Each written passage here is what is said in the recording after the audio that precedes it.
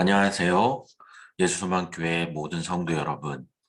2022년에도 코로나로 인해서 많은 활동들이 제약을 받고 있고 그 가운데에 우리 공동체 활동도 많은 어려움을 겪고 있습니다.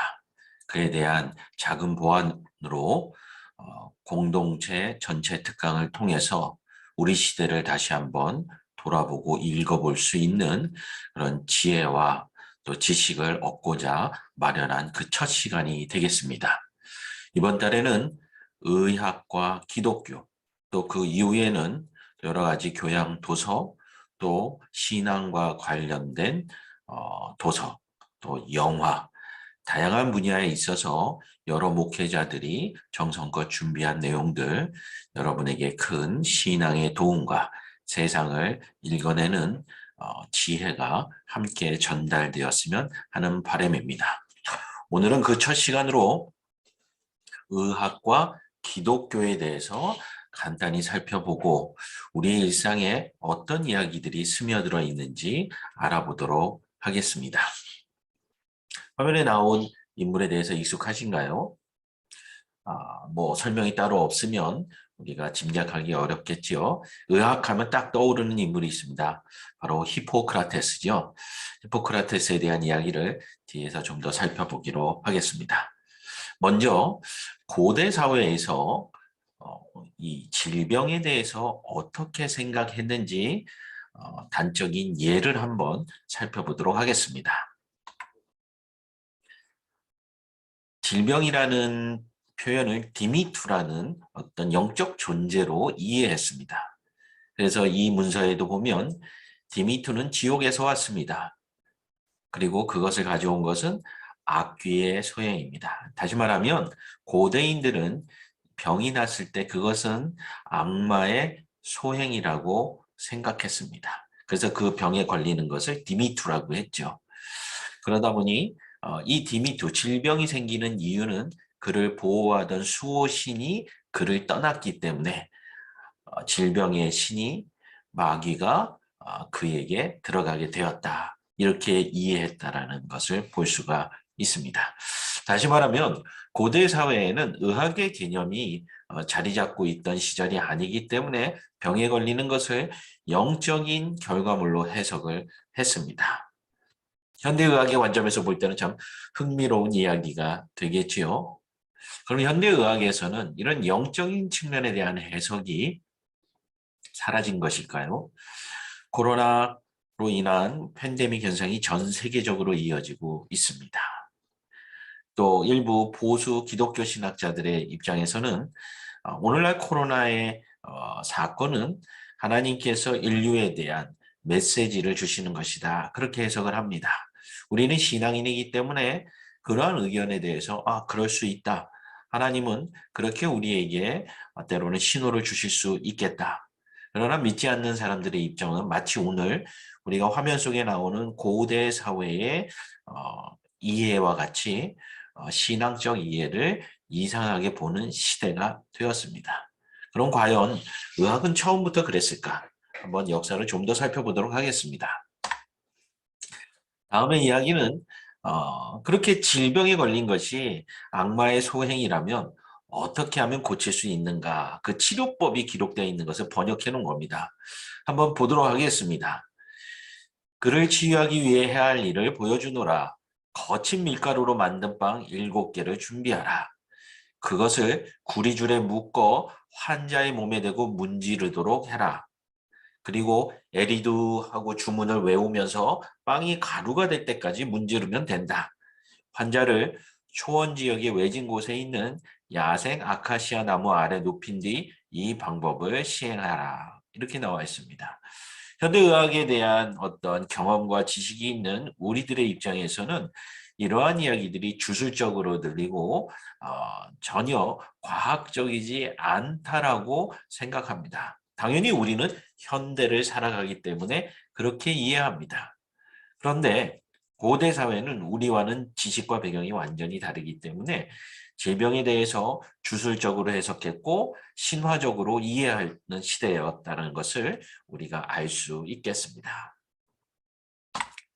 자, 소크라테스. 현대인들에게도 아주 존경을 받는 대단한 인물이죠. 그리고 소크라테스는 지성의 최고봉이라 할 수 있겠습니다. 지금 화면에 나오는 장면은 소크라테스의 최후라는 장면입니다. 보면 소크라테스가 우리에게도 많이 알려진 이야기가 있죠. 악법도 법이다. 그러면서 독배를 마시게 되고 주변에 그의 지인들이 그의 이러한 어떻게 보면 좀 옹고집스러운 고지식함에 안타까워하면서 괴로워하는 장면이 참 잘 묘사되어 있습니다. 그런데요. 제가 오늘 이 화면을 보여드리는 이유는 소크라테스의 지성을 말하고자 하는 것이 아닙니다. 이런 당대 최고의 지성인이요 현대까지 존경을 받는 소크라테스도 당시의 질병에 대해서 방금 전에 보여드렸던 고대 사회의 이해와 동일했고 벗어날 수 없었다라는 거죠. 그에게는요 크리톤이라고 하는 아주 요즘 친구들의 표현을 쓰면 절친이 있었습니다. 매우 친한 친구가 있습니다. 그가 죽으면서 크리톤에게 부탁을 합니다. 무엇이냐면 크리톤, 우리는 아스클레피오스에게 닭 한 마리를 빚지고 있네. 꼭 갚아주게나. 소홀히 하지 말고 내 마지막 당부를 꼭 들어주게. 여기서 아스클레피오스는 그들에게 닭을 빌려줬던 어떤 인물이 아닙니다. 아스클레피오스는 치료의 신입니다. 다시 말하면 소크라테스는 병들었을 때 신전을 찾아가서 아스클레피오스라는 신에게 닭 한 마리를 제물로 바쳤던 과거가 있습니다. 그런데 그 닭에 대한 값을 치르지 못했기 때문에 죽기 전에 크리톤이라는 친구에게 부탁을 한 거죠. 참 역사는 흥미로운 것 같습니다. 마지막 순간에 그가 생각해낸 말 중에 하나가 그가 빚져 있던 것을 갚아야 한다는 걸 들어보면 상당히 강직한 인물로 느껴지죠.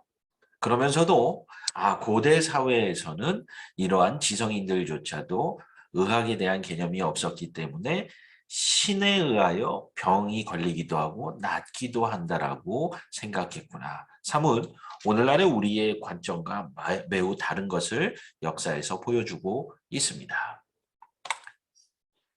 이 대사를 생각해 보면은 참 상당히 우리로서는 이해하기 어려운 그러한 시대가 있었음을 역사에서 우리는 보게 됩니다.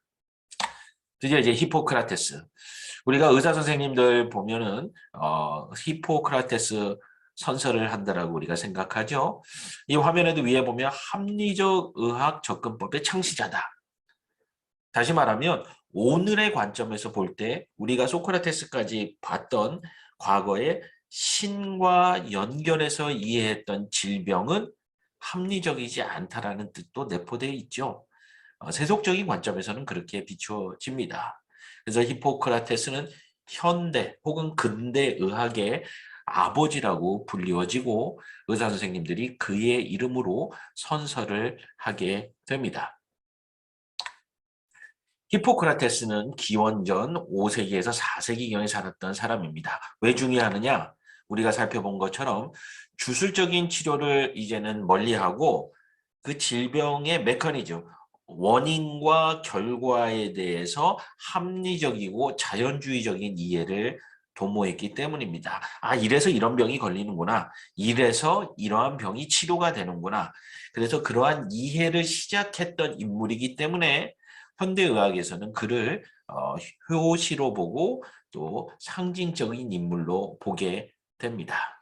그런데 히포크라테스의 선서가 있습니다. 그러면 그것은 과연 현대의학을 대표할 만한 그런 내용일까요? 히포크라테스도 여전히 옛날 시대의 인물입니다. 의술이라는 것에 대해서 조금 더 합리적으로 이해하려고 노력을 했지만 여전히 신의 세계에서 살고 있었습니다. 무슨 말이냐? 의술이라는 것은 단순히 기술이 아니라 신을 대신하여 인간 의사가 행하는 대리행위라고 인식했습니다. 그랬기 때문에 히포크라테스의 선서문을 살펴보면은 그것이 뭐 의사로서 이러겠다 저러겠다라는 내용보단 일종의 기도문 같았다. 이렇게 표현하고 있습니다. 기도문 같았다. 상당히 이해하기가 어렵죠. 예수님께서 우리에게 가르쳐 주신 기도를 한번 생각해 봅시다. 하늘에 계신 우리 아버지요. 기도를 들으시는 하나님, 그 대상을 먼저 부르며 기도가 시작됩니다. 근데 히포크라테스 선서도 그러한 유사한 형태를 갖추고 있음을 우리가 보게 됩니다. 오른쪽에 나와 있는 게 히포크라테스 선서의 하나의 예시로 20세기 초반에 그려졌던 것인데요. 그 시작점이 있죠. 그 시작점에 있는 내용, 오른쪽은 글씨도 작고 외국어로 쓰여 있기 때문에 잘 안 보이죠. 제가 번역을 준비했습니다. 이렇게 시작합니다. 나는 의술의 신 아폴론과 아스클레피오스, 휘기에이아, 파나케이아, 그리고 모든 남신과 여신의 이름으로 나의 능력과 판단에 따라 이 선서와 계약을 이행할 것을 맹세합니다. 우리는 히포크라테스의 선서가 이 이하의 긴 내용이 있습니다. 제가 그까지 다 보여드릴 수는 없지만 뭔가 의술의 행위에 대한 윤리적인 서약을 하게 됩니다. 근데 그 시작은 고대 사회의 기도문의 형식을 빌려와서 지금 내용을 살펴봐도 몇 명의 고대의 그리스 신들이 등장하게 됩니다. 잠깐 히포크라테스 선서에 나오는 그 기도의 대상이 되는 인물들, 인물이 아니죠. 신들이죠. 신들을 한번 살펴보도록 하겠습니다. 먼저 의술의 신 아폴론입니다. 아폴론은 여러 가지 능력을 갖고 있는 그런 신이죠. 그래서 의술의 대표적인 신이 아폴론입니다. 그 다음에는 아스클레피오스. 아까도 소크라테스가 빚을 갚아야 한다고 얘기할 때 아스클레피오스에게 닭 한 마리를 갚아달라고 이야기했죠. 바로 이 아스클레피오스는 아폴론의 아들입니다. 그러니까 아버지의 그 의술의 신이기 때문에 그 아들도 그걸 이어받았죠. 그런데 조금 특징적인 게 지금 이 조각상에도 보면 오른쪽에 지팡이와 그걸 뱀이 감싸고 있습니다. 고대 그리스 신화에 보면요. 메두사가 아니라 고르곤이라는 괴물이 머리카락이 뱀의 모양이었습니다. 그런데 그 머리카락이 뱀의 모양인데 그 뱀의 피를 가지면 치료약으로 사용할 수 있다라는 신화가 있습니다. 그러다 보니까 이 고르곤의 머리카락에 해당되는 뱀의 피는 고대 그리스 사회에서 치료제의 상징이 되게 됩니다. 그래서 지금 조각상 옆에 있는 헬라어로 쓰여져 있는 저 내용은 이런 내용입니다. 인생은 짧고 의술은 길다. 기회는 손살같이 지나간다. 뭐 그런 인생에 대한 얘기 속에 의술은 대대로 이어져 가고 있음에 대해서 의술은 길다. 인생은 짧다. 그런 얘기를 하게 됩니다. 그 다음에는 히포크라테스 선서의 아스클레피오스, 아버지인 아폴론과 등장했죠. 이제 아스클레피오스의 딸들이 몇 명 있는데 그중에 주요 인물들이 등장하게 됩니다. 그 전에 사진 하나 보여드리면 이제 외국의 앰뷸런스죠. 요거는 이제 미국 거 같습니다. 성조기가 있는 걸 보면. 그런데 왼쪽을 보시면 지팡이와 뱀의 모양이 있죠. 우리 기독교인들은 이것을 광야에서 불뱀을 만난 이스라엘 백성들의 이야기, 그리고 그들이 놋뱀으로 지팡이를 모세가 만들자 그 놋뱀을 보는 자마다 다시 회복되고 생명을 건지게 된 사건이 있어서 저것을 모세의 지팡이라고 생각하시는 분들도 있습니다. 그러나 그 유래는 안타깝지만 성경에서 온 것이 아니라 고대 그리스 신화 아스클레피오스의 지팡이에서 오게 된 것입니다. 그러다 보니까 서구권에서는 저 표식이 앰뷸런스에 많이 쓰이게 되는 거죠. 또 지금 이 사진은 스위스 앰뷸런스의 사진인데 여기에도 오른쪽 아래에 보면은 아스클레피오스의 지팡이가 이렇게 등장하게 됩니다.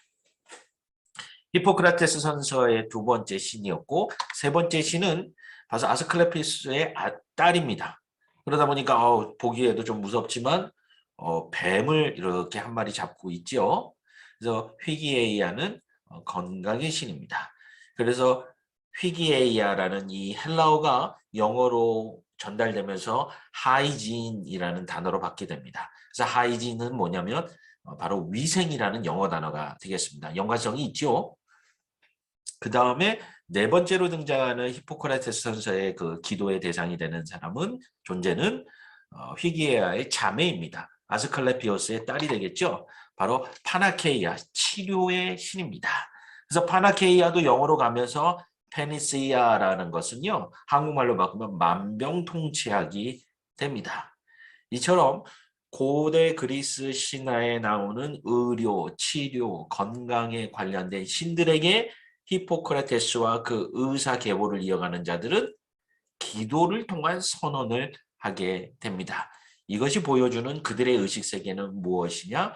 여전히 질병에 대해서는 영적이고 신적인 세계와 관련이 있다라고 생각을 했지, 오늘날 현대의학이 해석하는 것처럼 어떤 위생, 또 방역, 또 검역, 뭐 면역, 이러한 개념이 존재하지 않던 시절이 더 사실은 길었습니다.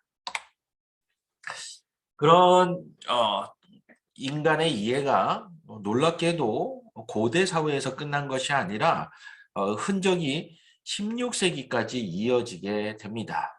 저는 이 이야기를 소개할 때마다 참 재밌다라고 생각을 하는데요. 이 이야기를 보시면요, 무기연고, 아주 생소한 표현이 등장합니다. 사실은 이 무기연고는 원격 치료입니다. 코로나 시대에 텔레메딕을 통해서 이렇게 의사 선생님이 직접 환자에게 오지 못하더라도 화면을 통해서 또 첨단 장비를 통해서 진찰하고 진료하는 그런 거냐? 전혀 아닙니다. 무기와 연고라는 말이 합쳐진 겁니다. 이거 연고는 아시죠? 우리가 이렇게 상처 난 데 바르는 크림 같은 치료제죠. 16세기 스위스의 의학자인 파라케수스가 주장했던 내용입니다. 이 종군 외과 의사입니다. 근데 들어보시면 참 오늘날의 우리의 개념으로는 정말 이해할 수 없는 내용입니다. 뭐냐면요, 전쟁터에서 군인이 이제 전쟁을 치르다 칼에 찔렸습니다. 그런데 20km 넘게 떨어져 있으니 그 병사를 싣고 올 만한 여건이 안 되는 거죠. 그럼 어떻게 하라고 지시를 하느냐? 그 병사를 찔렀던 칼을 들고 오라는 거죠. 그리고 그 칼에다가 연고를 바르면 찔린 사람이 낫는다라는 거죠. 그래서 그 무기에다가 치료제를 바른다. 그래서 무기 연고. 그리고 환자는 멀리 떨어져 있는데 무기에다 연고를 바름으로 병이 고쳐진다. 그렇게 말했기 때문에 원격 치료의 어떤 개념이다라고 말합니다. 근데 한번 들어보시니까 어떻습니까? 그 칼에다가 약을 바른다고 그 환자가 생명을 구할 수 있을까요? 우리는 현대의학에 익숙해 있기 때문에 또 과학세계에 익숙해 있기 때문에 그것이 말이 안 된다 이렇게 표현합니다. 그러나 1500년대까지 불과 4,500년 전에 인류는요, 그렇게 똑똑하다고 했는데도 여전히 의학에 주술적인 요소들이 들어가 있었습니다. 그래서 어떤 의학 역사가들은 바로 파라케수스의 무기연고라는 이러한 개념이 주술과 치료의 개념이 섞여 있던 마지막 예시가 된다라고 주장하는 사람들도 있습니다. 그렇다면 이 이후는 어떻게 되겠느냐? 이제 의학적 치료가 주술적이고 종교적인 내용으로부터 분리돼 나오기 시작한다라는 거죠. 공교롭게도 이때쯤이 우리 개신교 역사에서는 마틴 루터가 종교개혁을 일으킨 시기와 일치합니다. 그래서 16세기는 많은 변화가 일어난 시기라고 볼 수 있겠습니다. 근데 갑자기 제네바 선서라는 말이 등장했죠. 글씨가 작아서 잘 안 보이셔도 괜찮습니다. 제가 대신해서 읽어드리도록 할게요. 1948년에 이제 위의 제목이 의학의 세속화. 17세기부터는 이제 의학이 종교로부터 독립하면서 발전하게 됩니다.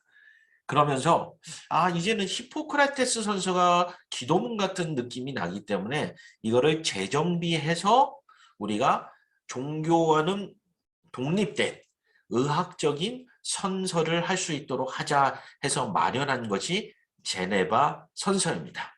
다시 말하면 오늘날 여러분이 병원에 방문했을 때 의사 선생님 뒤에 걸려있는 뭐 학위증이나 수료증 또 종종 히포크라테스 선서도 걸려 있습니다. 그런데 의사 선생님들이 오늘날 실제로 의사가 될 때 하는 선서는 고대에 나오는 히포크라테스 선서가 아닙니다. 그러면은 아폴론과 아스클레피오스와 히게이아와 파나케이아에게 맹세를 한 거죠. 이제 그런 내용을 쏙 빠지고 이제 주술적인 내용, 종교적인 내용이 다 제거된 의학적인 내용의 선서를 하게 됩니다. 그럼에도 히포크라테스가 합리적인 의학, 원인과 결과를 분석하는 그 효시가 되기 때문에 제네바 선서가 있음에도 불구하고 사람들은 습관적으로 히포크라테스의 선서라고 인식하게 됩니다. 제가 내용을 조금 읽어드리겠습니다. 아마 들어보시면 종교적인 색깔은 이제 다 사라졌구나를 발견하게 될 겁니다. 읽습니다. 이제 의업에 종사할 허락을 받음에 나의 생일을 인류봉사에 바칠 것을 엄숙히 서약하노라. 나의 은사에게 대하여 존경과 감사를 드리겠노라. 나의 양심과 위엄으로서 의술을 베풀겠노라. 나는 환자의 건강과 생명을 첫째로 생각하겠노라. 나는 환자가 알려준 모든 내정의 비밀을 지키겠노라. 나는 의업의 고귀한 전통과 명예를 유지하겠노라. 나는 동업자를 형제처럼 여기겠노라.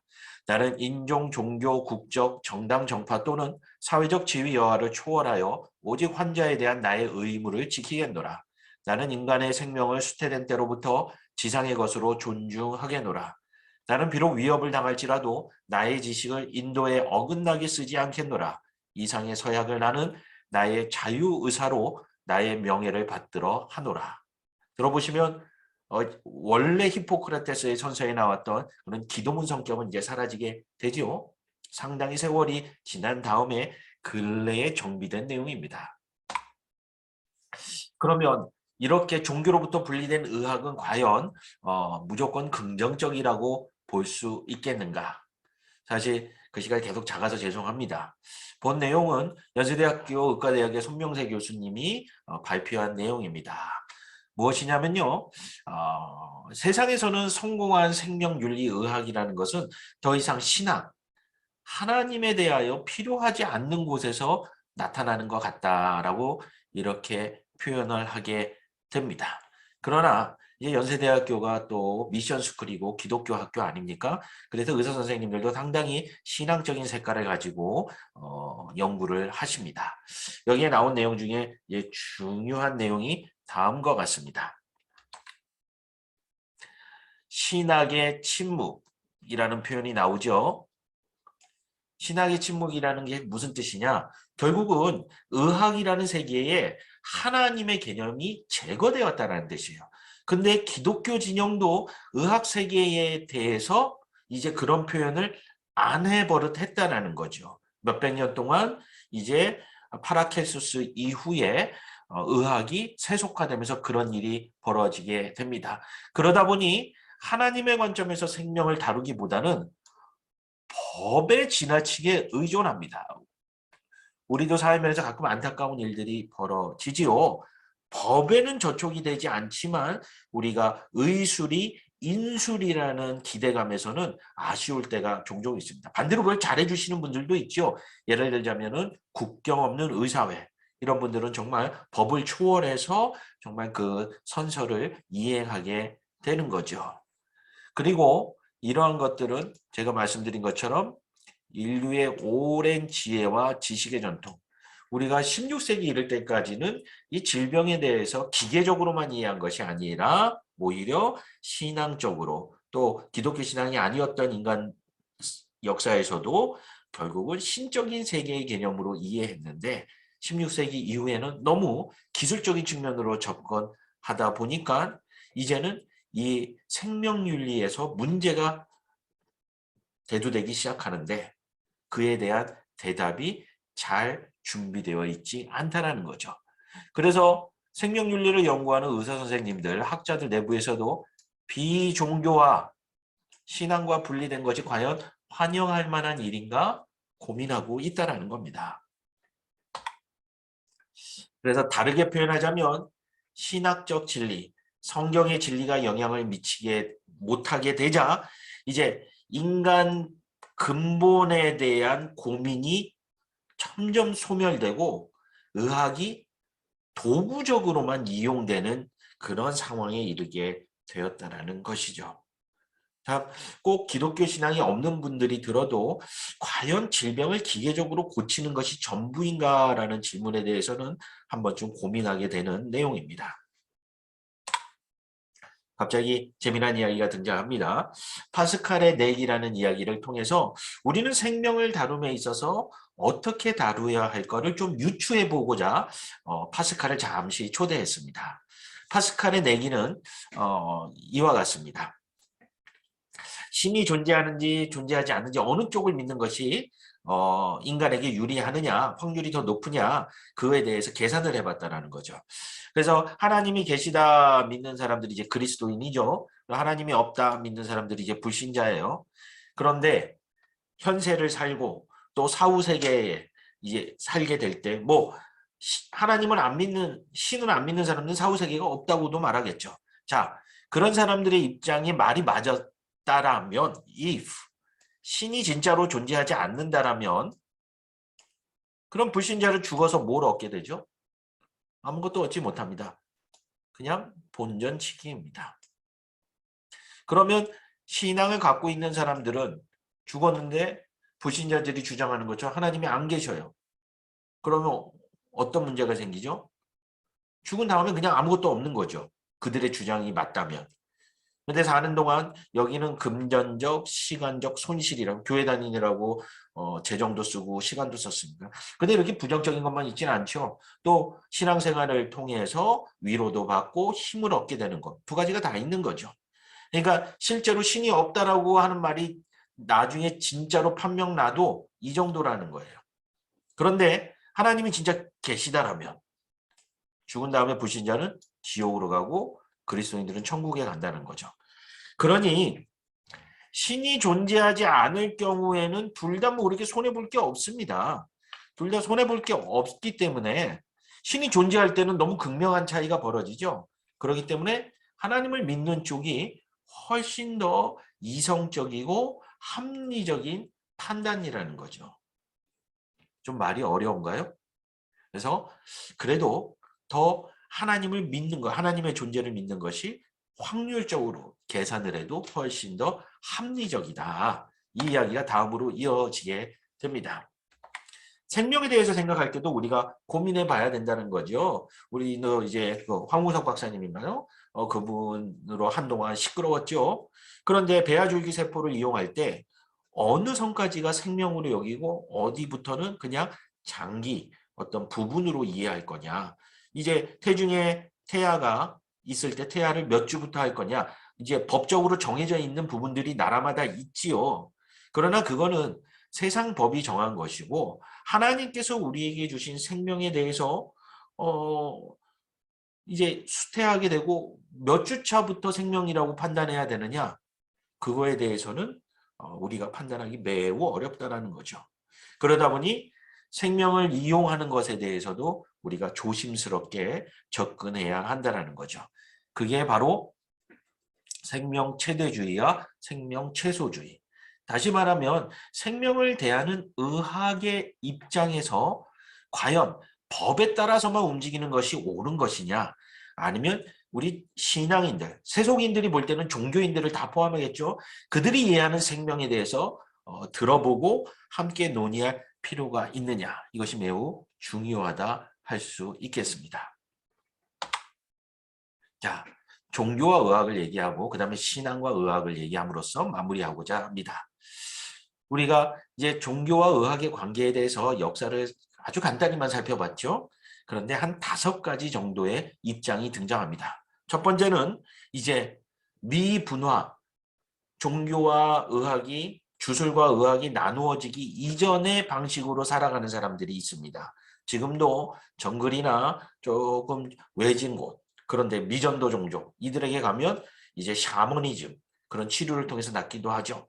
뭐 그것이 뭐 그렇게 오지, 외지에만 가야만 있나요?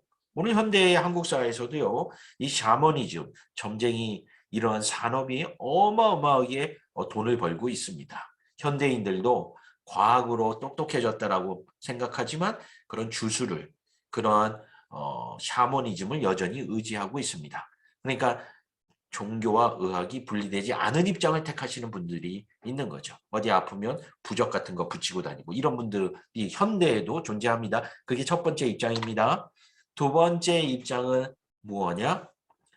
과학적인 의료도 인정하고 또 종교적인 치료도 인정한다. 이런 입장을 취하는 분들이 있어요. 그러니까 과학적으로도 해보다가 안 되면 마지막에는 기도원 가는 거예요. 그래서 암도 낫기를 바라고 여러 가지 병이 낫기를 바랍니다. 이제 점점 현대 사회가 시간이 지나가면서 사람들이 종교에 대해서 좀 더 냉정하게 보기 시작하다 보니까 사실 이런 치료에 대해서 부정적으로 보시는 분들이 많은 줄 압니다. 그러나 5가지 입장 중에 이런 입장도 분명히 있고 저도 선교지에 방문해 보면 진짜로 기도를 통해서 이해할 수 없는 현상으로 병이 치료되는 경우가 없다고 단언할 수가 없는 상황이 벌어집니다. 저도 대한민국이라는 그래도 많이 발전하고 지성적인 교육이 월등한 나라에서 성장했기 때문에 그러한 기적적인 일에 대해서 참 동의하기가 쉽지 않습니다. 믿음의 문제라기보다는 우리가 자라온 환경과 교육의 영향 때문에 그러겠죠. 그러나 우리 어르신 성도님들은 예전에 기도원 가시는 분들 많이 보셨을 겁니다. 그 다음에는 무엇이냐? 부분적 수용론이에요. 의학의 입장에서 종교적인 요소를 조금 받아들이는 겁니다. 그래서 그러한 예시가 무엇이냐? 심리적 상담의 일환으로 종교를 한번 가져보라고 추천하는 그런 상담 의사 선생님들이 계시다라는 거죠. 그러니까 종교가 그런 세속적인 입장에서 볼 때는 그냥 아무것도 아니다라고 표현하는 것이 아니라 분명히 종교가 주는 의학적인 효과를 일부 경험적으로 인정하는 그러한 방식도 있습니다. 저는 지금 어느 게 답이다라고 말씀드리는 것이 아니라 우리가 역사 속에서만 그런 일이 벌어지지 않고 현대 사회에도 이런 다양한 입장이 있다는 거죠. 네 번째로는요. 인격의학론이라고 어려운 말로 붙여놨는데요. 무엇이냐면요. 종교가 의학에 줄 수 있는 도움은 의학 기술이나 판단 그 자체, 그거는 기술적인 면이죠. 과학이고. 의사 선생님들에게 생명의 존엄성과 같은 가치를 일깨우고 의사 선생님들이 단지 성공적인 커리어를 쌓는 직업이 아니라 정말 사람들을 돕는 인격적인 측면을 도와줄 수 있는 그러한 기능을 종교에게 기대할 때가 있습니다. 그런데 이거는 개인적인 차원이라는 한계가 있다는 거죠. 의사 선생님을 종교적으로 더 도와주고 협력하는 겁니다. 그래서 마지막 입장에서 하나가 더 있는 게 뭐냐면요. 이제는 좀 더 구조적이고 법률적으로 체계를 갖춰서 종교가 의학적인 판단과 행위에 대하여 함께 논의할 수 있는 그러한 틀이 마련되어 가고 있습니다. 예시를 보시면 좀 이해가 쉬우실 것 같아요. 뇌사판정위원회에 종교인이 참여하는 경우가 있습니다. 뇌사라는 것이 우리가 의학적으로 생리적으로 결정할 수도 있는 내용이지만 사실 그 안에는 그 뇌사나 또 여러 가지 극단적인 상황에 있는 생명들을 어떻게 결정하게 되는지에 단순한 기계적으로 기술적으로 법률적으로만 접근할 수가 없는 게 생명의 아주 그 복잡함이죠. 그래서 종교인들이 참석해서 그러한 개념에 대해서 함께 논의하는 것. 그래서 여러 가지 입장으로 현대 사회에서도 이제 말끔히 의학의 세계에서 종교가 사라진 것이 아니라 여전히 함께 걸어가고 있다라는 사실을 말씀을 드립니다. 여기까지는 이제 종교의 입장이고, 그럼 우리 신앙의 입장에서 어떻게 접근해야 되느냐? 여러 가지 많은 이야기들을 할 수 있겠습니다만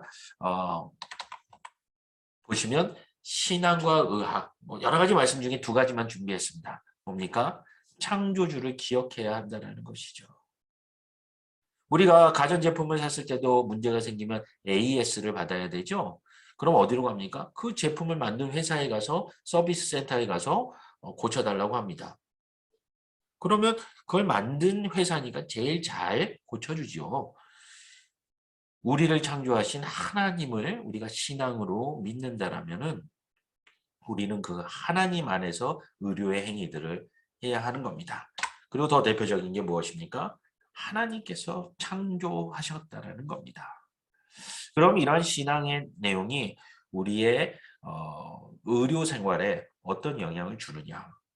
목사님, 아니 뭐 신앙이 좋든 나쁘든 병원 가서 주사 맞고 수술 받고 그래야 되는 거 아닙니까? 그러나 우리는 하나님 앞에 기도합니다. 좋은 의사 선생님을 통해서 하나님 역사해 주시기를 바랍니다. 의사 선생님이 내 몸을 다루지만 결국 회복하여 주시는 것은 하나님이심을 믿습니다. 그런 신앙의 고백이 있어야 할 겁니다. 우리 교회에도 의료 영역에서 생업을 하시고 또 삶을 추구하시는 의사 선생님들, 또 의료 관계자들이 많이 계십니다. 종종 그분들과 대화를 나누다 보면 결국 그분들이 하시는 말씀 중에 공통점이 있습니다. 우리가 치료하고 고친다고 하지만 결국은 회복하고 그것을 다시 원래대로 돌이키는 것은 하나님이신 것 같다라고 고백을 합니다. 아무리 인간이 뛰어나고 의료가 발달한다고 해도 우리 몸의 모든 장기들을 없는 데서 창조해낼 수는 없는 거죠. 많은 도전들이 있어 오고 언젠가는 대체품이 나올지는 모르겠으나 여전히 우리는 창조주 하나님의 피조물임을 잊지 아니하고 하나님께서 우리의 삶 가운데에도 늘 보호하시고 또 공급하여 주시고 역사하여 주심을 기억해야 할 것입니다. 오늘 기독교와 의료, 의학의 역사에 대해서 간단하게 살펴보았습니다. 2022년에는 우리의 영적인 신앙만이 아니라 육적인 건강도 더 강건하여 지셔서 늘 신앙생활에 만전을 기할 수 있기를 소망해 봅니다. 감사합니다.